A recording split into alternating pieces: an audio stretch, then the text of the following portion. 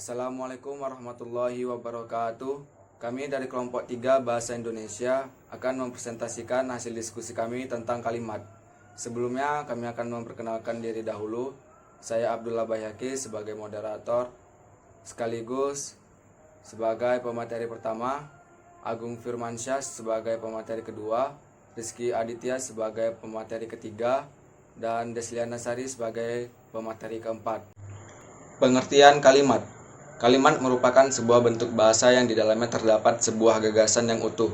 Kalimat dapat berwujud lisan maupun tertulis. Dalam wujud lisan, sebuah kalimat diakhiri dengan intonasi final, sedangkan dalam wujud tertulis, kalimat diawali oleh huruf kapital dan diakhiri oleh tanda titik, tanda tanya, dan tanda seru.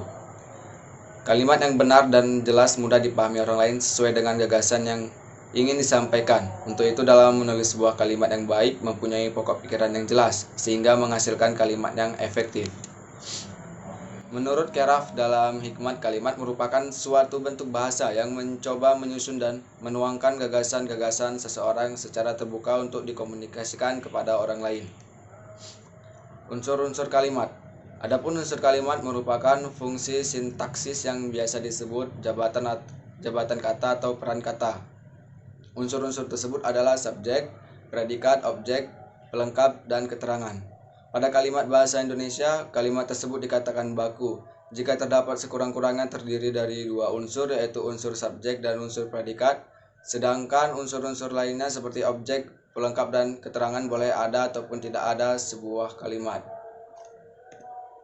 Unsur kalimat ada 5, yaitu subjek, predikat, objek, keterangan, dan pelengkap. Contohnya, Bu Rini adalah guru bahasa Indonesia yang baik. Bu Rini sebagai subjeknya, guru bahasa Indonesia yang baik sebagai predikat. Kemudian, contoh yang kedua, guru bahasa Indonesia yang baik itu membaca buku. Guru bahasa Indonesia sebagai subjek, membaca sebagai predikat, dan buku sebagai objek. Kemudian yang ketiga, mahasiswa itu menjadi guru bahasa Indonesia yang baik.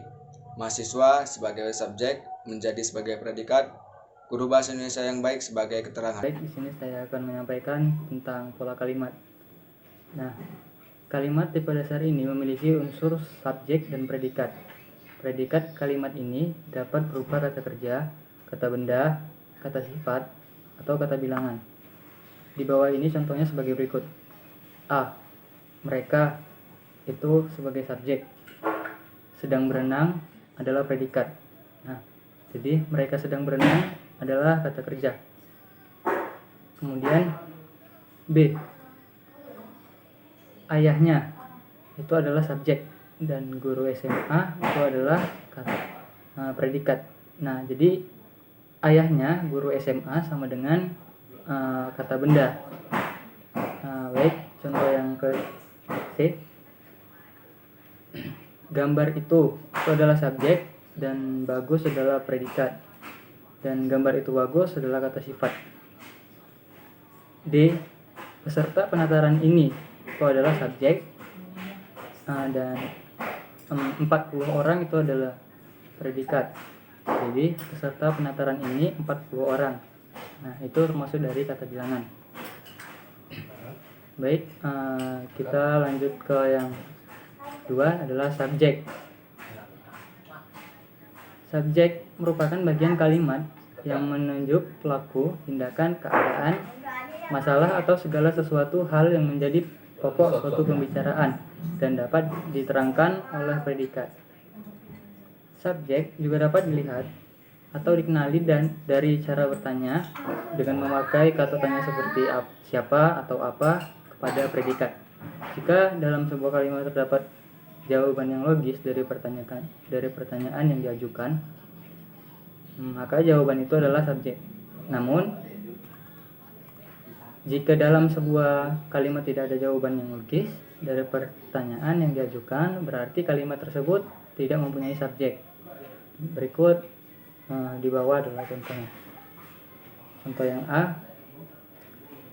Bagi mahasiswa diwajibkan mematuhi tata tertib yang berlaku. B. Di sini dapat menampung korban para bencana banjir. C. Menangis setiap malam. Baik, kemudian kita masuk ke yang nomor 3, yaitu predikat. Predikat merupakan bagian kalimat yang berfungsi memberitahu atau menerangkan tindakan atau melakukan perbuatan subjek dalam sebuah kalimat. Tidak hanya menerangkan tindakan atau keadaan subjek, predikat juga berfungsi untuk menyatakan sifat atau keadaan subjek, termasuk juga untuk pernyataan jumlah sesuatu yang dimiliki oleh subjek. Seperti yang sudah dijelaskan di atas, satuan bentuk yang dapat mengisi predikat tidak hanya kata, tetapi dapat juga berupa frasa. Contoh dari predikat adalah seperti berikut. Baik, pertama adalah kuda berlari. Nah, yang B, perempuan cantik sekali. Keterangan, pada kalimat kuda berlari memberitahu pekerjaan kuda, dan kalimat perempuan cantik sekali memberitahu keadaan perempuan. Nah, kemudian lanjut ke yang nomor 4, itu adalah objek. Objek merupakan bagian kalimat yang menjadi sasaran tindakan subjek dan melengkapi fungsi predikat. Dalam kalimat pasif, objek dapat berfungsi sebagai subjek. Perhatikan contoh berikut. Baik. Nah, sini contohnya ada 2, yaitu pertama yang A, dosen itu membaca buku bahasa Indonesia. Dan yang kedua ada yang B, baik itu buku bahasa Indonesia dibaca oleh dosen itu. Baik, saya rasa cukup. Materi selanjutnya yang kelima, yaitu keterangan. Keterangan merupakan bagian kalimat yang menerangkan lebih lanjut tentang subjek, predikat, dan juga objek dalam sebuah kalimat. Contohnya, mahasiswa mengikuti ujian akhir semester pagi itu. Frasa pagi itu pada kalimat di atas berfungsi sebagai keterangan yang berbentuk frasa nomina. Yang keenam, pelengkap. Pelengkap merupakan bagian kalimat yang berfungsi sebagai pelengkap predikat. Contohnya adalah Indonesia berlandaskan Pancasila dan Undang-Undang Dasar 1945. Indonesia sebagai subjek, berlandaskan sebagai predikat, Pancasila dan Undang-Undang Dasar 1945 sebagai pelengkap. Selanjutnya yaitu C, pola kalimat dasar. Pola kalimat dasar ini terbagi menjadi 6.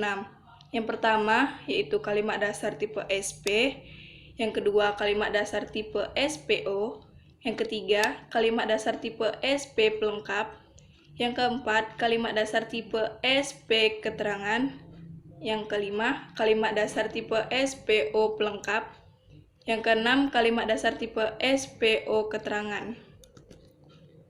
Selanjutnya D, jenis-jenis kalimat.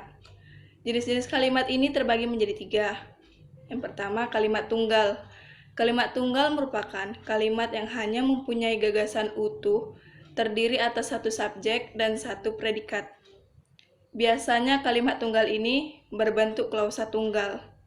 Kalimat tunggal bisa berupa frasa atau klausa sebagai pengisi unsur subjek dan predikatnya.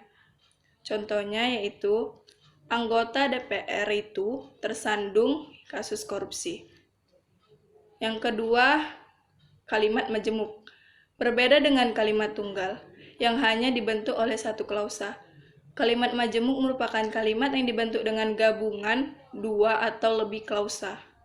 Kalimat majemuk terbagi menjadi 2, yaitu kalimat majemuk setara dan kalimat majemuk bertingkat. Berikut contoh kalimat majemuk setara.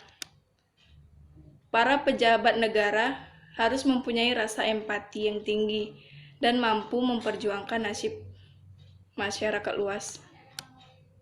Selanjutnya yang ketiga, kalimat efektif.